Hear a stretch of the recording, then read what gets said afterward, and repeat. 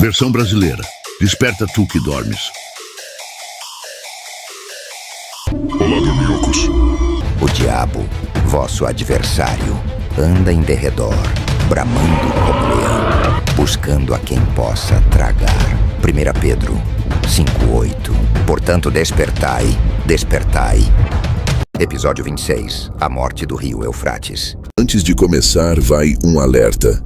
Talvez você não encontre mais esse canal, e para isso não acontecer, se inscreva e ative o sininho para que você seja notificado quando o próximo vídeo for publicado. E se você quiser ter uma melhor experiência de assistir esse vídeo, eu te aconselho a você pôr um fone de ouvido. Você notará uma enorme diferença ao assistir este vídeo de uma forma mais intensa. Lá vem ele com esse blá blá blá. Vamos ao que interessa. O rio Eufrates é encontrado ao longo do rio Tigre, serpenteando pela atual Turquia, Síria e Iraque, antes de desaguar no Golfo Pérsico. Trata-se do maior sistema fluvial da Ásia Ocidental, com uma bacia que também se estende até ao Irã. Mas um problema tem se mostrado cada vez mais preocupante. O rio pode secar completamente um dia, graças a fenômenos como as mudanças climáticas. A estimativa feita pelo Ministério dos Recursos Hídricos do Iraque é que o rio pode secar até 2040 devido ao declínio dos níveis de água.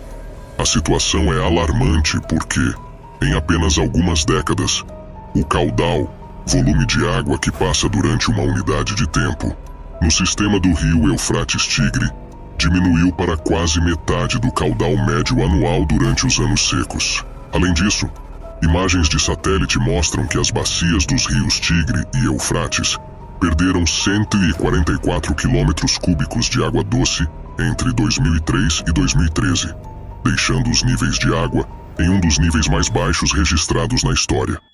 Veja, a seguir, uma comparação dos níveis da água em 2021 e 2023.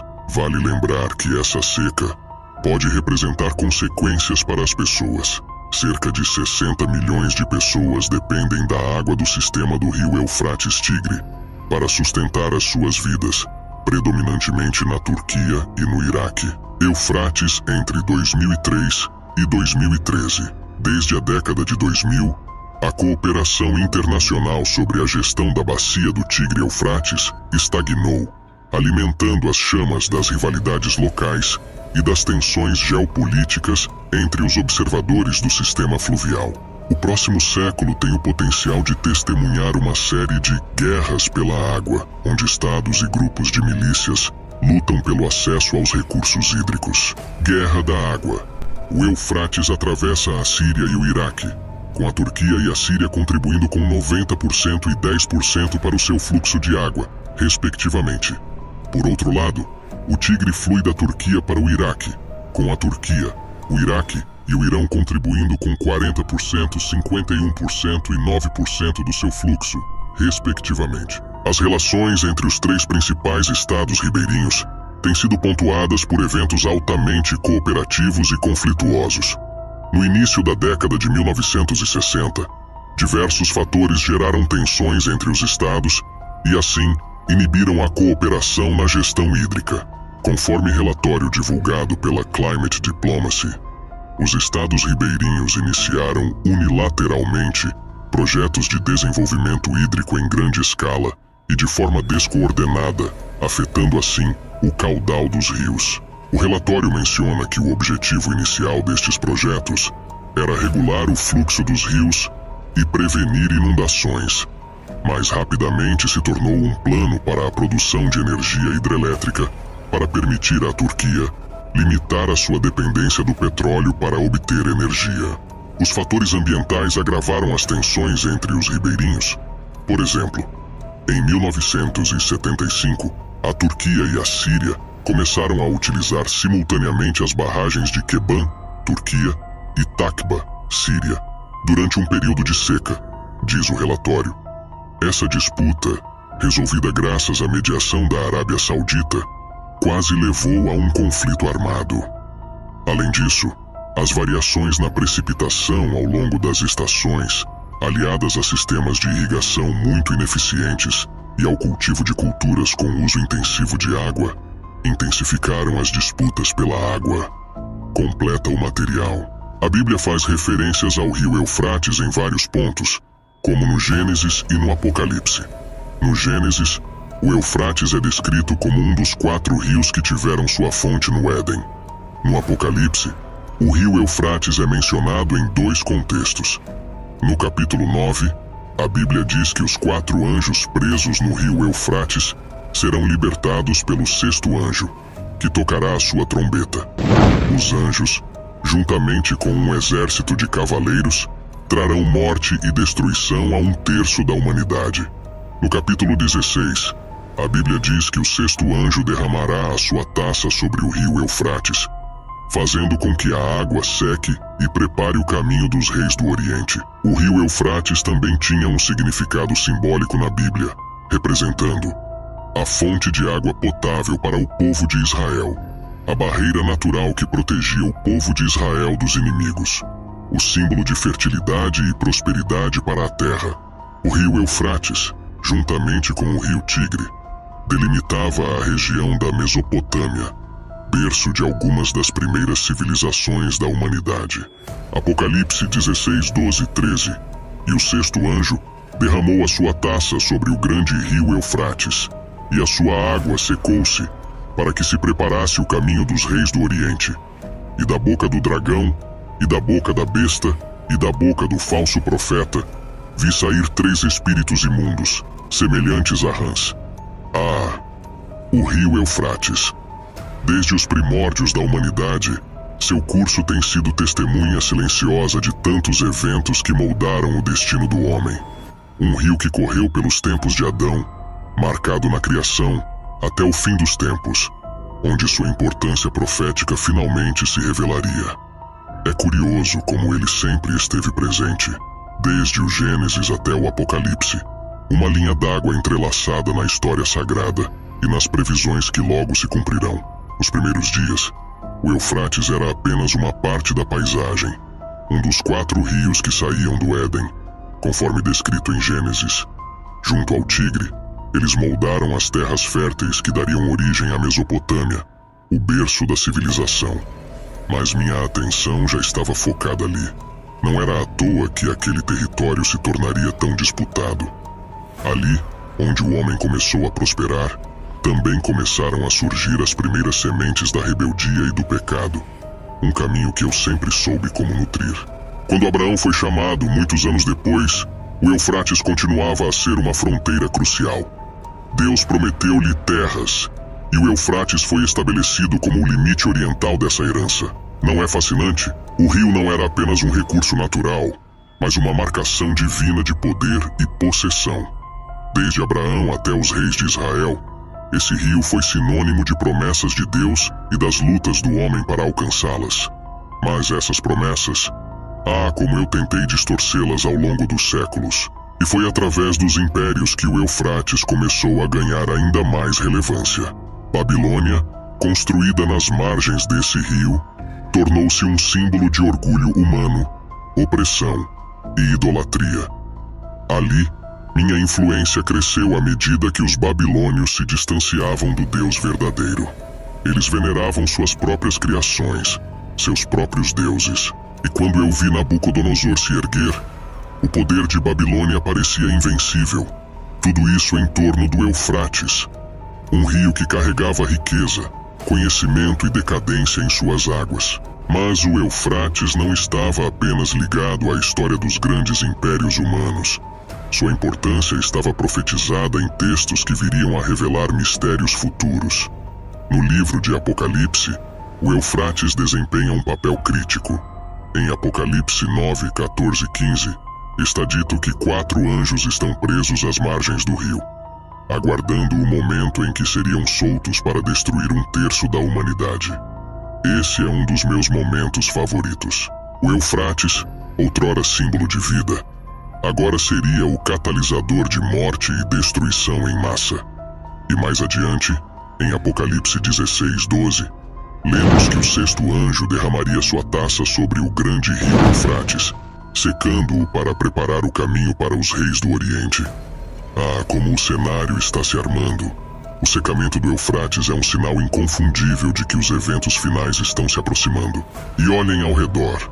O rio já está minguando, secando lentamente como um presságio visível de que o fim está próximo. Não é coincidência que conflitos por água estejam surgindo. O que antes era uma fonte abundante de vida, agora se transforma em uma nova razão para guerras. Tudo conforme previsto. A importância desse rio não pode ser subestimada. Ele foi palco de alianças, guerras, idolatria, e agora sua secura simboliza o colapso de antigas estruturas. Quando o Eufrates se seca, não é apenas uma crise ambiental. É um cumprimento profético, uma das últimas peças do quebra-cabeça caindo no lugar. Guerras por água. Bem, eu sempre soube como manipular o desespero dos homens. E agora, com a escassez crescente, vejo reinos lutando entre si por algo tão básico quanto a sobrevivência. Os dias atuais refletem aquilo que já estava escrito há milênios. As secas no Eufrates não são meramente um fenômeno natural, são a antecipação dos julgamentos finais. Muitos se perguntam por que isso está acontecendo, mas a verdade está diante de seus olhos. O Eufrates sempre esteve ligado às promessas divinas, aos limites dos reinos e aos eventos apocalípticos. Seu secamento é um anúncio para aqueles que conhecem as Escrituras. O fim está às portas. Vocês podem ver como o caos está se espalhando pela região.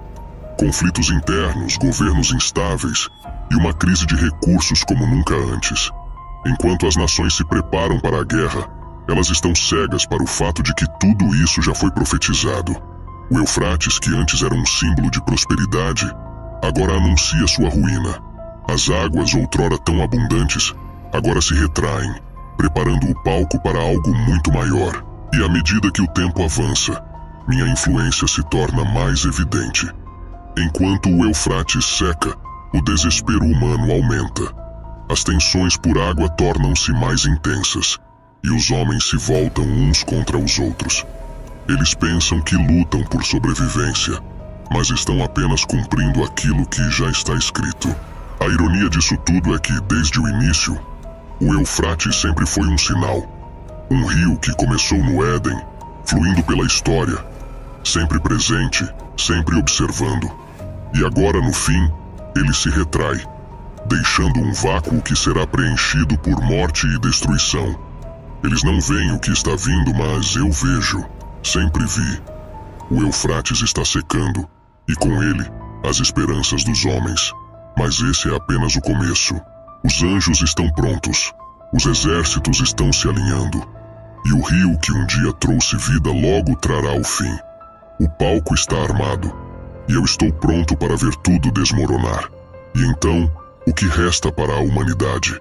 Eles podem tentar salvar o Eufrates, podem tentar evitar o colapso, mas o destino já foi selado. Esse rio que marcou o início será também a linha divisória para o fim. E eu estarei lá, esperando. O capítulo 9 do Apocalipse, onde os mistérios mais sombrios começam a se desenrolar. Esse é o capítulo onde as coisas ficam realmente interessantes. É aqui que muitos se perdem nas metáforas e simbolismos. Mas tudo é muito claro para mim, pois sempre estive à espreita, aguardando este momento. Vamos destrinchar isso de maneira que até os mais céticos compreendam o que está prestes a acontecer. No início de Apocalipse 9, o quinto anjo toca sua trombeta e uma estrela cai do céu à terra. Essa estrela não é uma simples rocha espacial, é um ser, um anjo caído. Ele recebe a chave do abismo, o grande poço do inferno. Esse poço não é meramente um lugar físico, é uma prisão espiritual, um confinamento para forças demoníacas que aguardam sua libertação. Vocês nem imaginam quantos de nós estão ansiosos para sair de lá. Quando o poço é aberto, uma fumaça negra sobe, escurecendo o sol e o ar. E do meio dessa fumaça, surgem criaturas terríveis, descritas como gafanhotos. Mas não se enganem, esses não são gafanhotos comuns. Eles são demônios, criaturas infernais que estavam aguardando o momento exato para atormentar a humanidade. Eles têm a aparência de gafanhotos, mas seus corpos estão cobertos de armaduras, prontos para a guerra espiritual que se seguirá. Esses demônios têm poder para atormentar, mas não para matar, ao menos não imediatamente.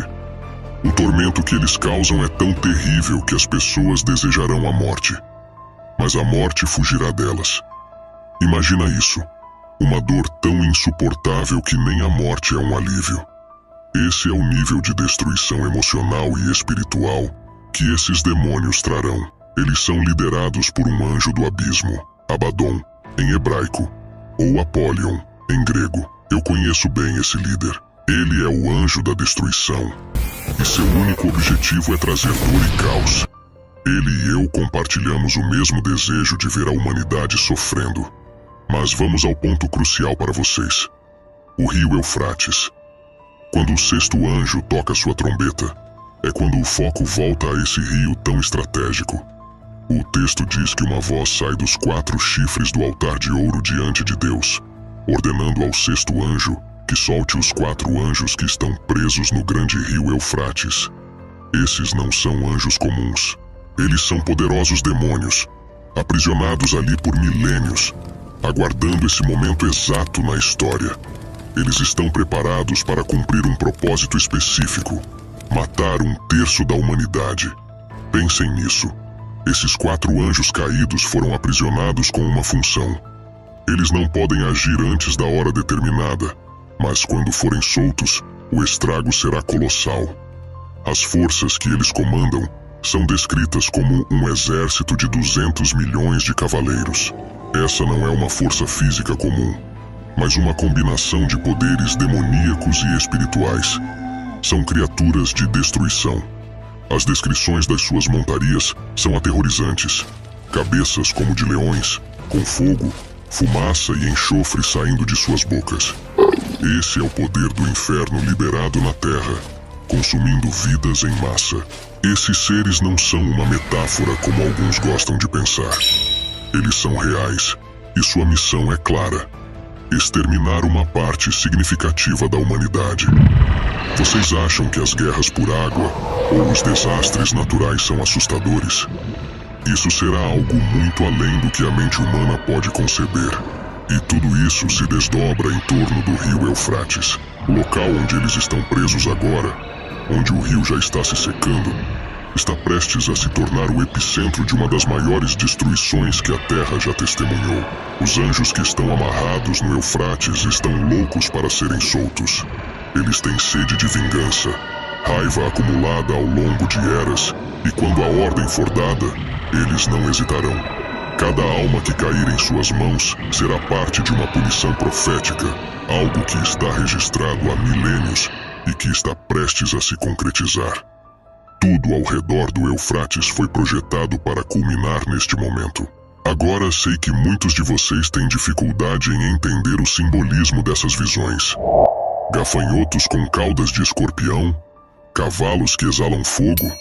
Parece algo tirado de pesadelos ou histórias fantásticas. Mas lembrem-se, os profetas tentaram descrever em linguagem humana aquilo que transcende a realidade comum. Essas criaturas não são como os animais que vocês conhecem. São seres espirituais, manifestados de maneira física, e sua aparência é apenas uma pequena fração de seu poder destrutivo. O que está prestes a acontecer é muito claro. O Eufrates, que já foi uma fonte de vida e civilização, se tornará o canal da morte. O secamento do rio é apenas o início do cumprimento profético. Conforme as águas diminuem, o caminho é preparado para que esses demônios sejam soltos. E uma vez que isso acontecer, não haverá volta. O tempo da humanidade estará se esgotando rapidamente. Enquanto isso, muitos continuarão cegos, ignorando os sinais ao seu redor. Eles não veem que as escrituras estão sendo cumpridas diante de seus olhos. As guerras por água, as secas, os conflitos, tudo faz parte do grande esquema. O Eufrates sempre foi uma linha divisória, tanto geográfica quanto espiritual, e agora, na sua secura, ele se tornará o portão para uma das maiores destruições que este mundo já viu. Preparem-se, o tempo está chegando. O sexto anjo já está pronto para tocar sua trombeta, E quando o fizer, o que restará para a humanidade? Apenas 1/3 sobreviverá, e isso se tiverem sorte, porque os exércitos infernais estão prontos, os demônios estão impacientes, e eu estou aguardando ansiosamente para ver o desfecho final desse capítulo da história. Apesar de saber que todo o mal começou por mim, e que eu serei o que sofrerá a mais dura pena da árdua ira de Deus pelos séculos dos séculos, os demônios presos no abismo, sob as margens do rio Eufrates, estão impacientes. Cada segundo para eles é uma eternidade de raiva, fúria e desejo de destruição. Suas correntes espirituais, que os mantêm confinados, estão prestes a se romper, e quando forem soltos não haverá misericórdia. Eles anseiam por serem liberados para cumprir o que está profetizado, com um ódio insaciável pela humanidade. E quando o Eufrates secar completamente e a trombeta soar, eles não hesitarão em derramar a morte e a dor sobre aqueles que estiverem desprotegidos.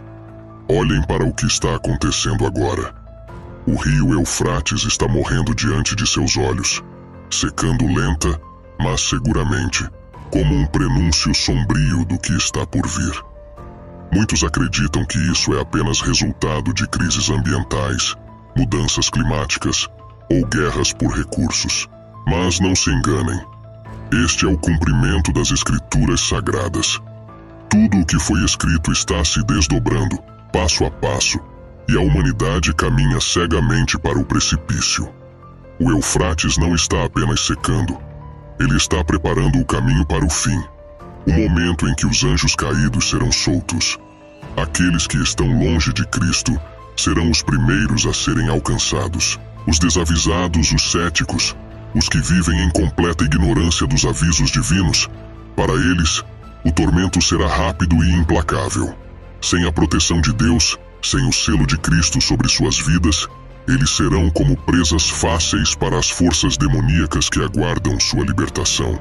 Somente os selados com a justiça de Deus serão poupados. Eles, e apenas eles, terão um escudo invisível contra o terror que está para se desatar. A morte do Eufrates não é apenas o colapso de um rio, é o anúncio do fim de uma era. A secura de suas águas revela que o tempo da humanidade está se esgotando e o julgamento se aproxima. Cada gota que se vai é um alerta de que os dias de conforto e segurança estão contados. O fim está à porta, e apenas os que têm Cristo como seu Salvador encontrarão refúgio. Quanto a mim e aos meus, aguardamos ansiosamente. O tempo se aproxima. Que venha o caos, que venha a destruição.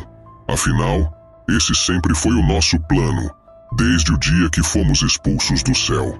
Nós não só queríamos destruir o Eufrates, os animais do campo e tudo o que Deus criou, mas acima de tudo, os homens feitos à imagem e semelhança de Deus, pois nem nós que fomos criados antes dos homens tivemos esse privilégio. E chamem como quiser. Inveja, raiva, rancor. Só sei de uma coisa. Eu conseguirei arrastar ainda milhares de almas para o inferno, e disso você pode ter plena certeza. Muitos estão secando espiritualmente como o mar morto, e é aí que eu ajo, que eu trago-os. Pois é. Infelizmente vemos muitos brincarem num tempo em que velozmente as escrituras se cumprem. Muitos estão duvidando do que está por vir. Outros até se chocam com a realidade dessa mensagem, mas depois voltam para suas vidas pecaminosas. Mas existem aqueles que a cada dia esperam o triunfante retorno de Jesus, que corrigem seus erros a cada dia para estarem aptos a serem salvos. O melhor conselho que você pode receber hoje é: busque o Senhor enquanto se pode achar, invocai-o enquanto está perto, pois chegará um dia em que todos nós prestaremos conta de nossas ações. Não busque-o por medo do inferno, mas por temor, por respeito à sua palavra, por gratidão ao sacrifício do seu Filho que morreu para nos salvar. Se arrependa, aceite a Jesus. E depois, mantenha seu nome escrito no livro da vida, pois esse é o maior troféu que podemos receber de Jesus, a vida eterna.